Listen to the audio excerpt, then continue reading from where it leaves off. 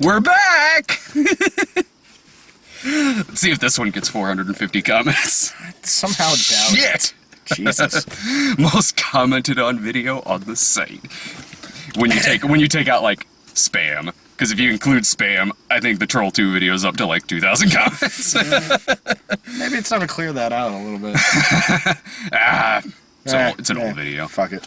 Alright, so we just got out of World War Z, which I don't think either of us going into it were really looking forward to it necessarily. Certainly was not. Yeah, because you know the book, and I know I've read the book several times. Yeah, it's a book I really enjoy. I know what it's about. I know what's in it and everything. I haven't read the book. I haven't. So I guess like you having read the book many times, what'd you think? This is all just us talking about it again. Yeah, we've been having this conversation for like an hour. We're seriously just repeating our conversation we just had because we were waiting outside while Jake and Ryan did their video. So yeah, okay. Well, you having read the book? I've read the book several times. It's a book I consider it kind of light reading. It's a fun little book, and I love the format of it, and it's very well thought out and very detailed. This movie was not the book in any way whatsoever. I mean, if we're going for like straight adaptation, yeah, maybe one of the worst ever. As a movie,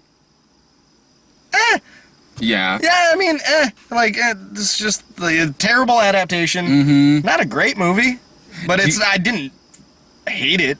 Do you think that neither did I? I didn't really like it, but I didn't hate it. Do you think that a good adaptation of that book could have been made?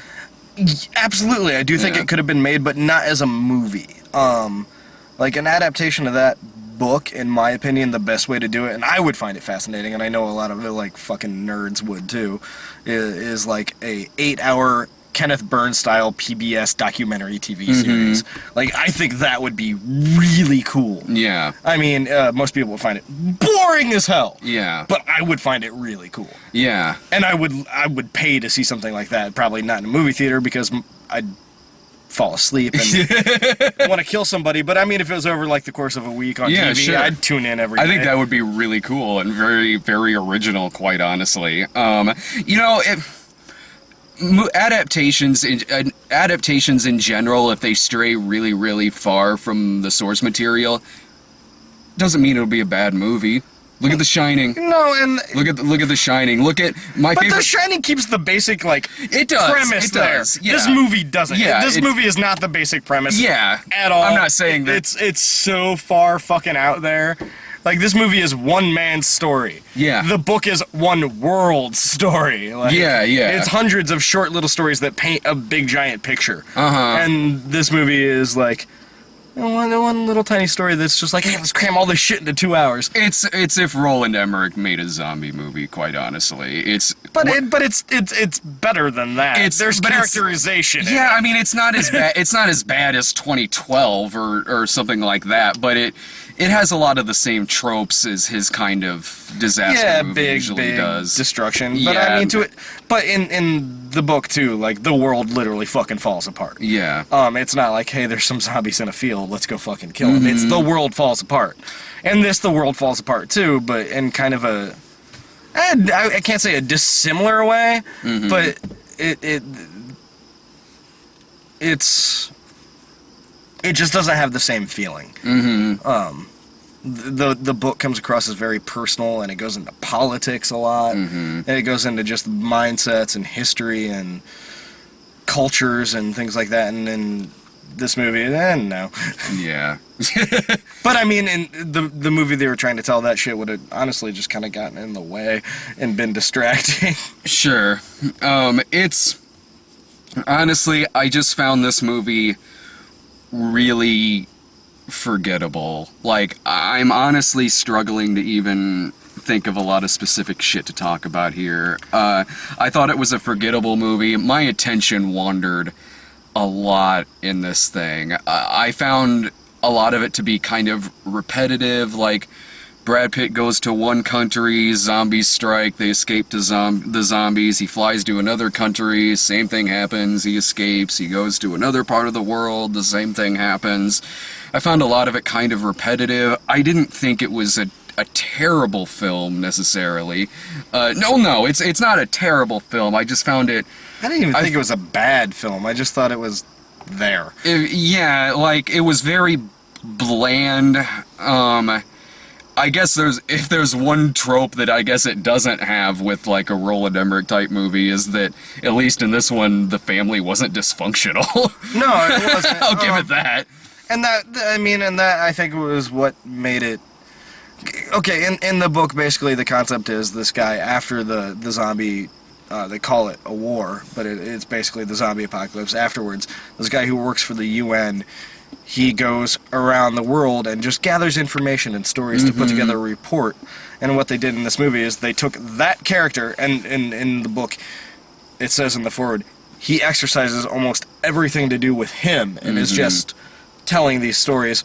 And they're all first-person stories. These people are telling their own stories. He's just compiling them. And so they took this invisible author and made him a fucking action hero. And they made him Brad Pitt. And they gave him a family that he is very desperate to take care of and get back to. And that's...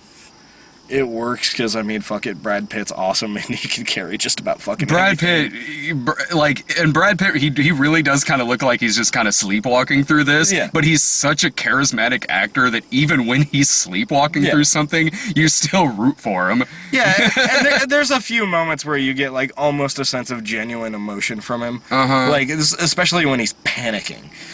Yeah. But not so much, like, just the it's like he turns himself off halfway through it, you know? Through a lot of it, like, really, like, everyone's seems to be having very minor reactions to this really horrible world event happening. Yeah. Like, they're kind of reacting to it as they would if, like, it's just a bad thunderstorm. Like, really, no one seems really all that scared or surprised that this has happened. But the scenes he has with, and this to me was the best part of the movie, the girl, the soldier with the shaved head. The Israeli military soldier, she was fantastic in this. Had maybe 3 lines of dialogue in the whole thing, but just very emotive and like good, strong. She was. If there's a fucking revelation about this movie, it's this girl. Yeah, she's damn fucking good. And it's what I thought was funny too was Brad Pitt, I thought, had better chemistry with her than his wife. And I love Mireille Enos, I do. The Killing is a great fucking show. And she's good in this too. I can't say there was any bad acting in the movie. Not really. There was some really shaky fucking editing. That's my here's my thing. The editing in this movie drove me fucking crazy. It made me fucking insane watching this. Like, okay, I know a lot of people scoff at that this is a PG-13 zombie movie. Believe me, I do too. But I've seen zombie movies that are rated PG. I've seen zombie movies that aren't R. There's plenty of them from the 1970s that are not R. But those movies, like Shockwaves, I think Let Sleeping Corpses Lie might have been PG. I might be wrong about that. But those movies, though, didn't feel like anything was being covered up. They didn't feel like they were hiding anything. They felt like, with Shockwaves, that's a movie about suspense and not about zombies fucking biting people and shit like that. It's not Day of the Dead. It's not like you wouldn't expect somebody to get ripped in half in Shockwaves. It'd be really out of character for that movie. This movie, anytime something really violent happened in it, for me anyway, it felt like I was watching it edited for television. The camera would shake so much that you can't tell what's happening. Something would happen off screen that's not even established what's happening. Like, a couple times it took me like a couple seconds to realize what was going on because they were hiding it. Like when when he got his crowbar stuck in a zombie, and I still disagree with you on this. if that didn't bother you, that's fine. I get it. Like, just because it bothers me doesn't mean it's going to bother everybody else. It just bothered me. It really bothered me because it took me a while to grasp what was happening. It took me the amount of cutting around they were doing when she gets her hand cut off. That bugged me. That could actually, they could have made that a little more graphic. And in the beginning, the initial carnage scene in Philadelphia, I would have liked to have seen a little more in that. But when he has a crowbar, and he whacks one, in my opinion, very obviously in the head, and it gets stuck, and there's another one coming at him. Maybe it doesn't show it stuck. It doesn't even show the connect. But I thought not cutting down to that worked well because it stayed very much on him and his reaction to what was going on. That's fine, but just one, even if it's a second, just once. I'm not even saying it has to be graphic. I'm not. Just a little something else added in there. But that's not the only time in this movie when that happened, because a lot of times... No, it's not, but that's one where I think it was fine. It worked for me. Yeah, I mean, if it worked for you, that's fine. It just drove me crazy. The big carnage crazy scenes. Because it was so shaky. It was so shaky. I couldn't tell who was getting shot. I couldn't tell who was doing the shooting, who was getting shot. They shook it so many times that you didn't even see any entry wounds. This is a zombie movie where you never see a zombie actually bite somebody. Like, they go out of their way to really neuter this fucking movie. Yeah, there's one scene where there's obviously a bite, but it's so dark you're just seeing silhouettes. Yeah, even when zombies are getting shot, it's like really dark and rainy, and you only see like their silhouettes. That way, you know, it's so dark that they don't have to add blood or anything to it. Yeah. Like, that was, for me, that was driving me crazy. If you want to make, if you want to make it toned down, that's fine. Just don't make it feel like you're covering shit up in editing. Don't make it feel like I'm watching this movie edited for CBS. Oh, and that's where I think we differ on this. I didn't get the feeling that I was watching something that was cut down. I was getting the feeling that I was watching something where something just wasn't shot. Well, whether or not... Now, in the shaky cam, generally speaking, I've seen very, very few times in movies where that has been worked to a good effect. Yeah. It was not worked to a good effect in this. It's a trick that I don't fucking like, and it seems cheap. Well, whether or not this movie was actually had stuff cut out of it to make a PG-13, we don't know. I don't know. What I'm saying is, it feels like it. What I'm saying is, it feels like they're shooting around a bunch of stuff.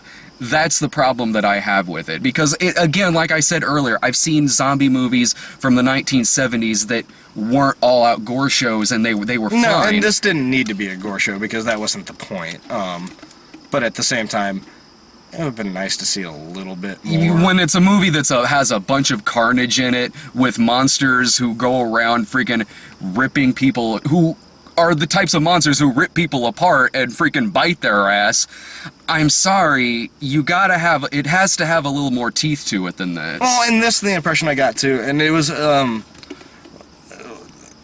not to get into the whole argument of what a definition of a fucking zombie is, because Brad and I are pretty much on the same page, and always have been. A zombie is a slow zombie. It's the Romero style. Well, that's the type of zombie I prefer. Yeah. But I've seen... To me, that's a fucking zombie. Well, yeah, but I mean, I think that, like, I've seen movies with fast zombies in it where it works. No, and I think in this it did actually work a little bit. Yeah.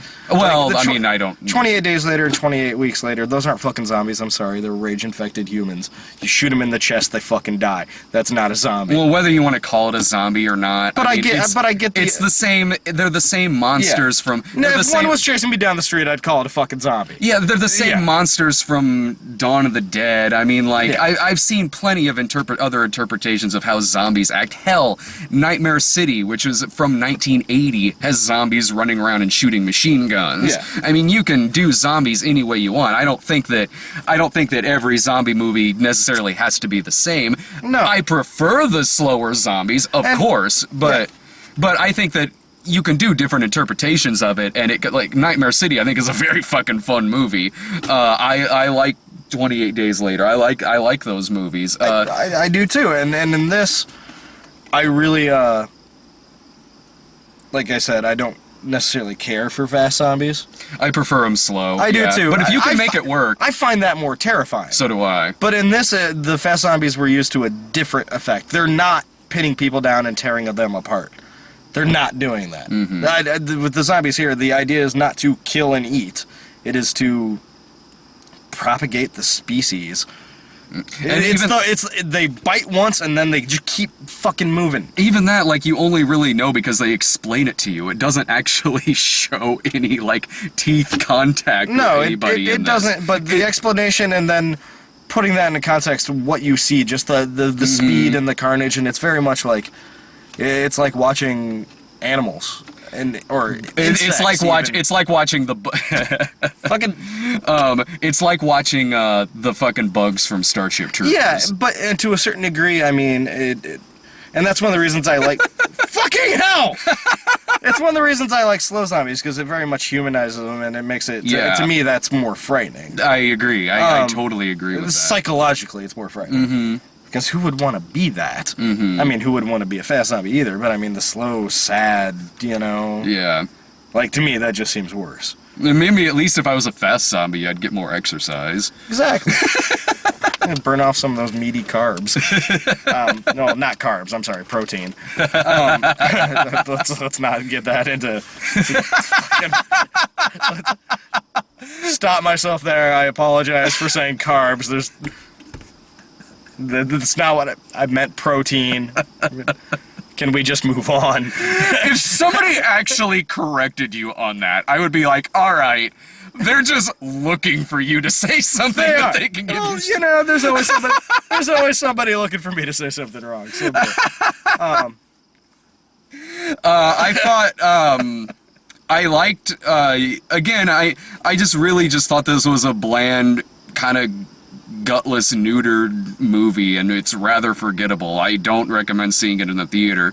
Maybe if it's on video and if there happens to be like maybe an unrated cut, I don't know. It's even in the format it's in now. It's a rental, but it's not one of those things. Don't pay to see this in theaters. No, it's not worth $10. I mean, and I feel horrible saying that because I'd like Brad Pitt to be able to make more movies with his production company, but as it is, this movie is just gonna fucking bomb.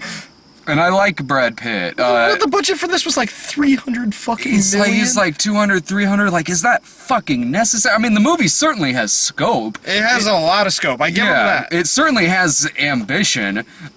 Given how many times this thing was rewritten, it's hilarious that the first thing you see in it is Plan B. But the best scenes in the movie are so back to that claustrophobic that ending sequence in the hospital. The last half hour, except for the last like 5 minutes. The last half hour. The narration.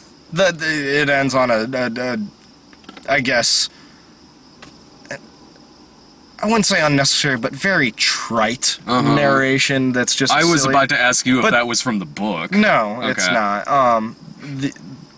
Because in the book, the zombie war has been over for 10 years. It's about, like, half the book is about rebuilding society, not necessarily the war. I just didn't know if, like, maybe those words and maybe a different context were in not the book that I somewhere. recall, and I started rereading it the other day, and I got distracted, so I only reread, like, the first third of it.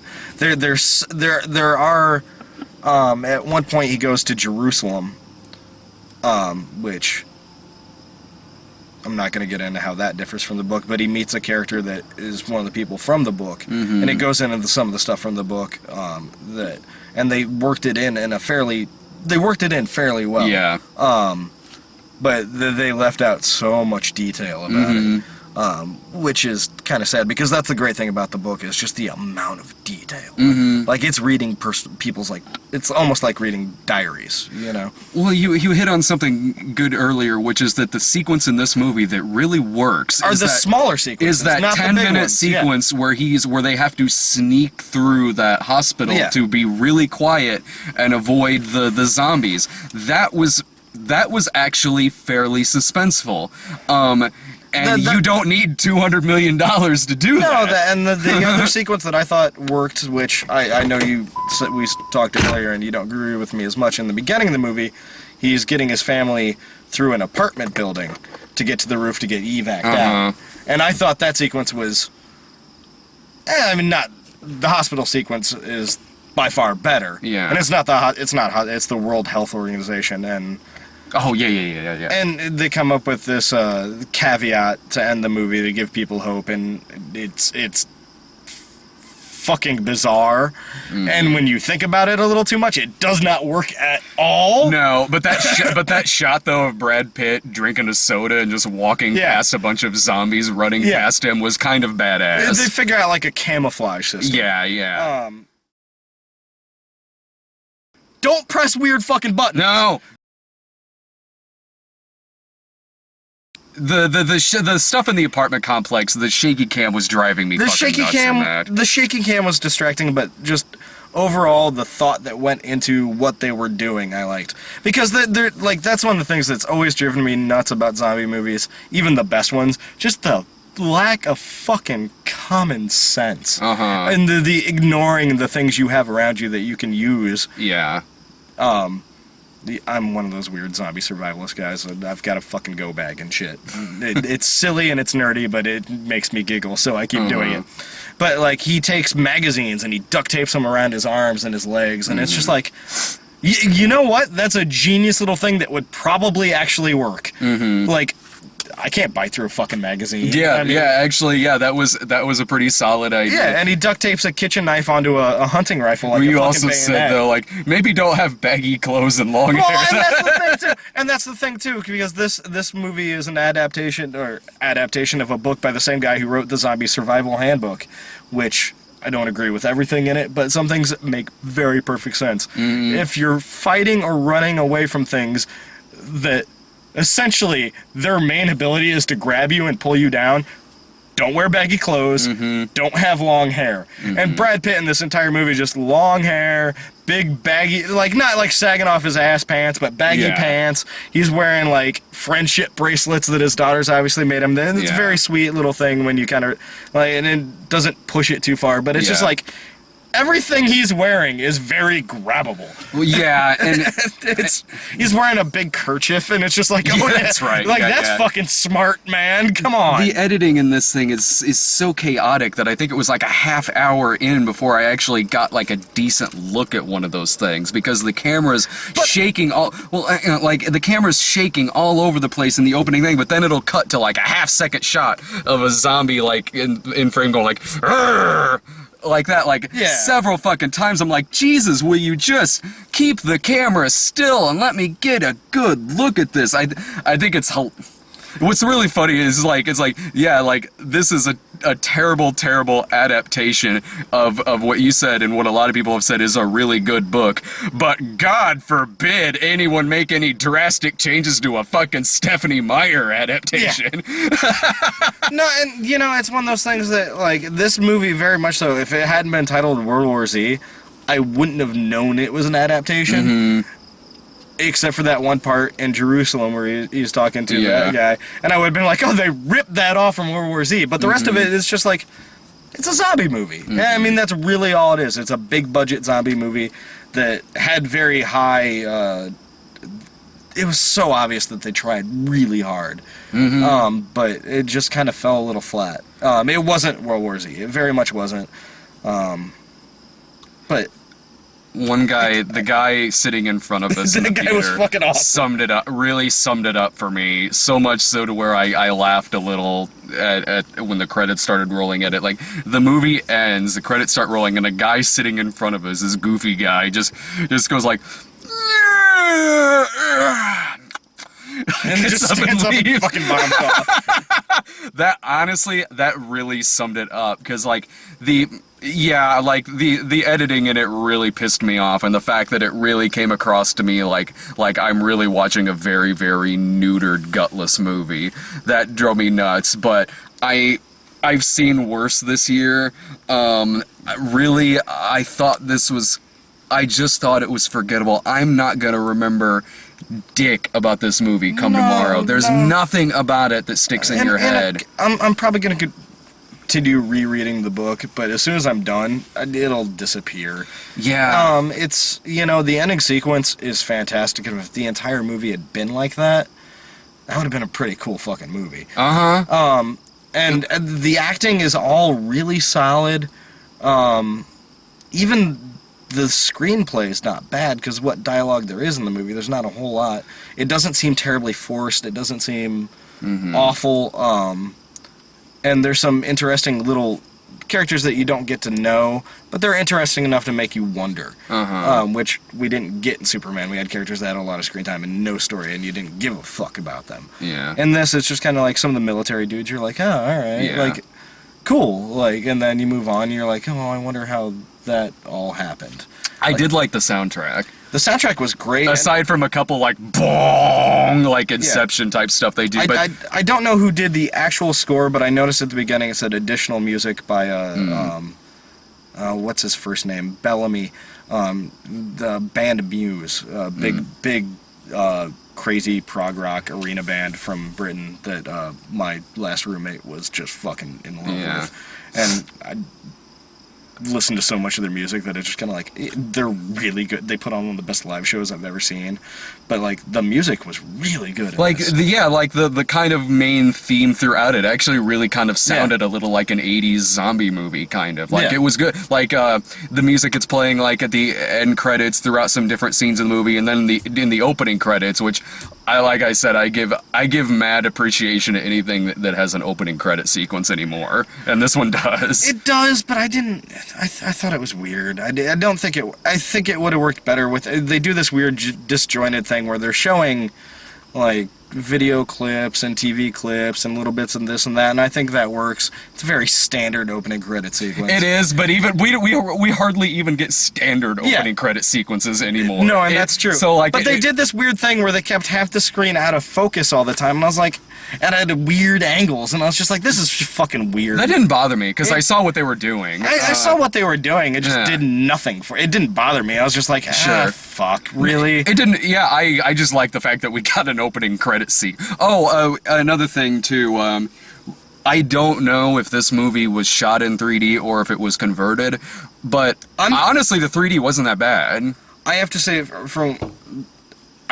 it looked to me like a conversion, but it looked like a really good conversion. Yeah, like, because it wasn't forcing things out. It was very atmospheric 3D. The only time that it really popped, I really went, oh my god, this isn't 3D, was this end scene where he's hugging his family, and it was very 3D, but at the same time it was very, they contoured it really well. Like, it didn't seem like cardboard cutout 3D at all. No, it looked fine. It was passable. It's not outstanding, but it's passable. It was. Oh, there was an. Did I maybe I just, this is when my mind started to wander and I missed something. How the fuck did that zombie get on that fucking plane and was just hiding in a closet? To me, it looked like it was that's not a closet. That's in planes they have little service elevators. Oh, it was a service elevator? Yeah. Big planes like that, passenger planes, they have little, because they have kitchens and shit in them. That makes so it was like sense. Like a little service elevator. Okay, that makes much more sense, because I was watching. I thought she opened the door to like the bathroom or something. So it was either, I think, probably a crew member or somebody got up in the fucking fuselage. I don't know.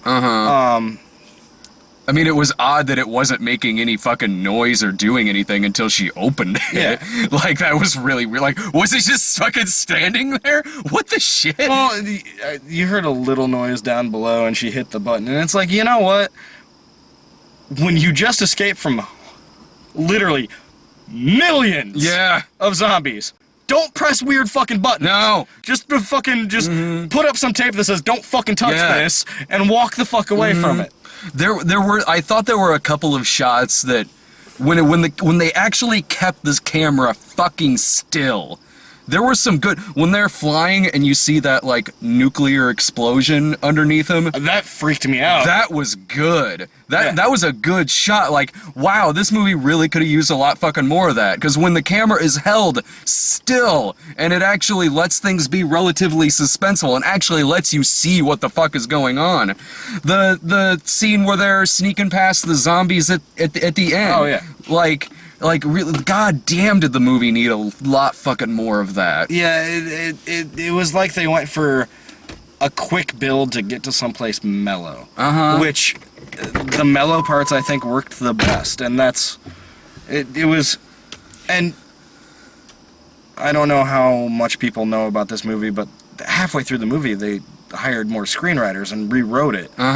Because it was originally, the script was Michael J. Straczynski, I believe, if I'm not mistaken, who is he did fucking Babylon 5, and he's written a lot of comic books, and things of his own seem like the stories actually seem really interesting and shit, and I like his writing in. But like they gave him Spider-Man for a couple years, and that was a fucking travesty. So I saw Lindelof's name on the Lindelof and the guy who co-wrote and directed Cabin in the Woods were the other ones. Okay. Goddard, Drew Goddard. And I'm not a huge Lindelof fan. I like Drew Goddard. I thought Cabin in the Woods was fucking genius. I don't have the seething hatred for Lindelof as a lot of other people do. I don't either. I thought maybe, like, I still stand by the fact that I don't think Prometheus was a bad movie. I liked it. I don't think it's fucking genius by any means. I'm really curious to see if they do the sequel, what that's going to be like. But I don't think he's the best screenwriter. Like, I don't like his characterizations, if that makes sense. No, it makes sense. He's hit or miss for me. I've seen things of his that I've liked.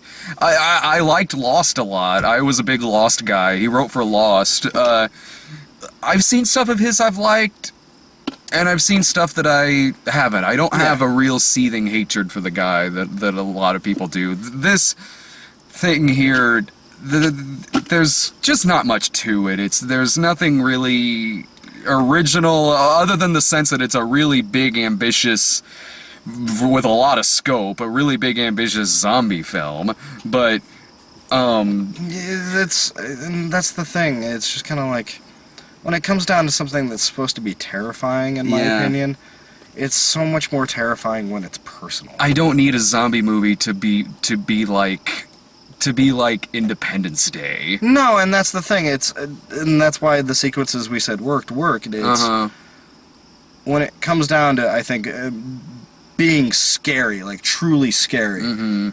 That's why everything always seems to have that formula where someone's alone or a very small group, because fear is a very personal emotion.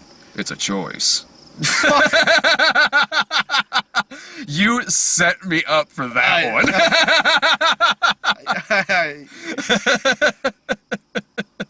I'm gonna fucking murder you someday.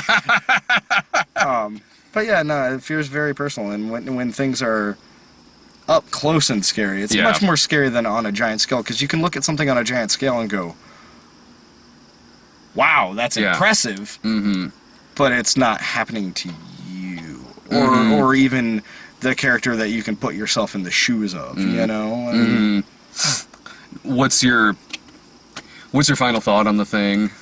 I mean, It wasn't the horrible piece of shit that I thought it was going to be. I don't think it was a good movie. I don't think it was a bad movie. I think it's just,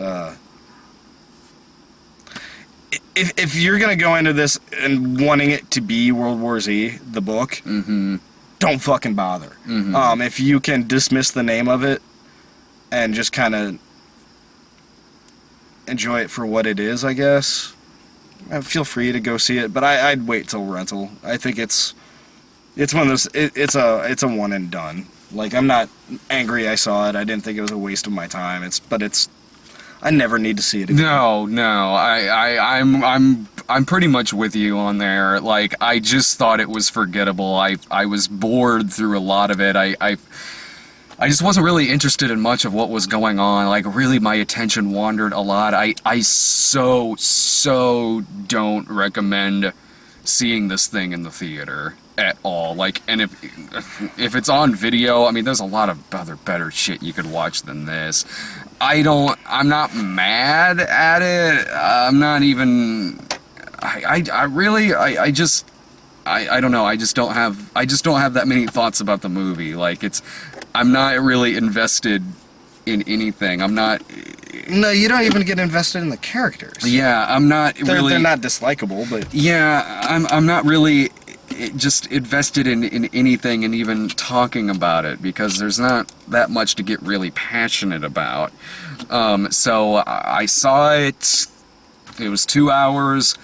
I'm gonna forget about it in a shorter amount of time than it took for me to watch it. So that's my final thoughts on it, really. Yeah. Well, do you want to... Do some trailers? Yeah, do you want to talk about the trailers, or do you want to just mention them quick and go home? It shouldn't take too long, because most of it's shit we've already seen. Yeah, it was. Well, the one that I didn't see was the Anchorman 2 one, the full Anchorman 2. That was new for me, too. Which I think... The teasers look so much better than the full trailer.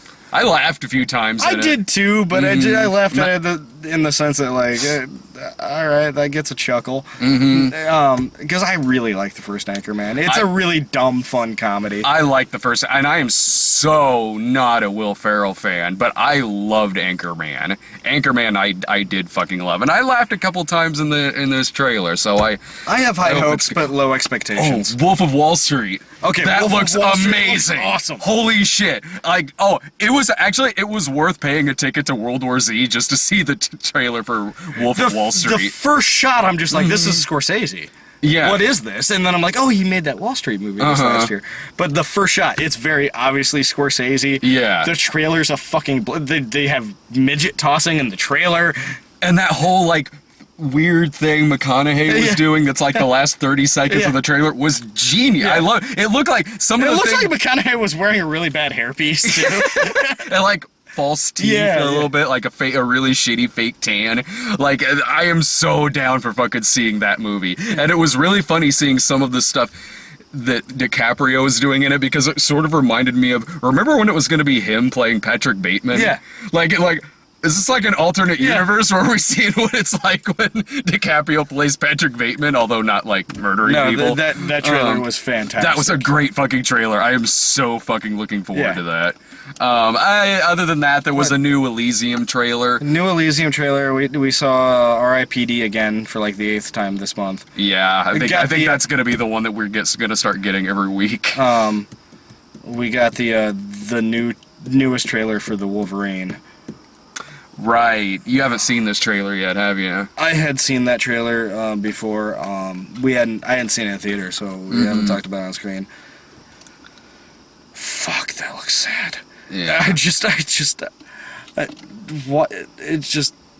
God damn it. Fox just fucks up every franchise they get from... I have my fingers crossed. I want it to be good. I do too, because I really do like James Mangold. I think he's a really solid filmmaker.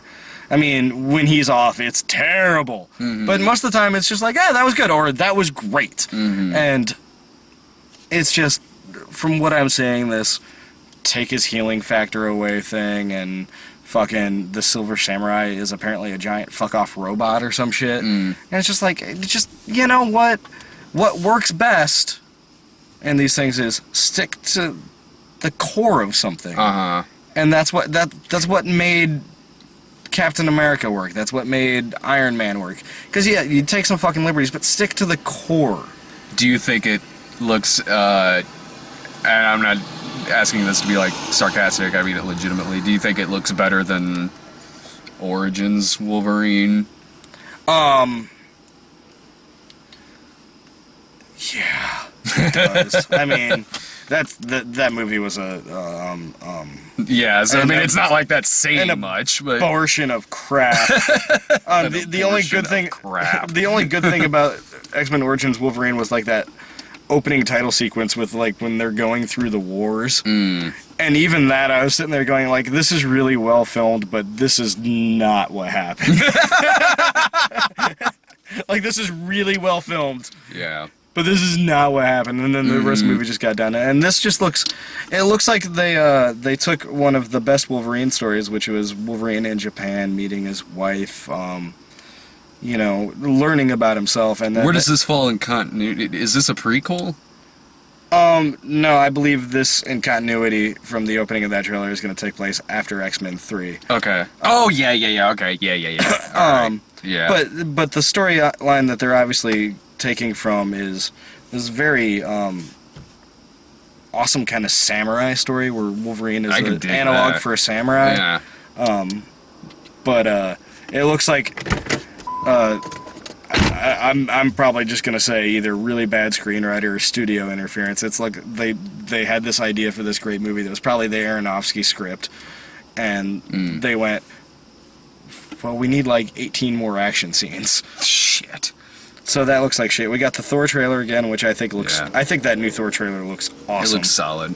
Then what else? We got something else. Yeah, but I don't think it was anything new. I don't think it was anything that we hadn't seen before. So just want to wrap it up. Yeah. Next week is I believe it's White House Down and The Heat. So I'm not gonna we're not gonna be at The Heat. Nope. Nope. We're not gonna be at The Heat. We're gonna be at Olympus Has Fallen 2. Yes. Oh, Roland Emmerich. We got a Roland Emmerich movie next week. Sweet. I only hope it's like honestly half as fun as White House Down was. Oh, is Olympus? Or is Olympus? Yeah. I only hope that White House Down is half as fun as Yeah. Olympus, because Olympus by no means was it like a good movie, but god damn, that was the funnest thing I've seen all year. I still need to see it. I still need to fucking see Olympus.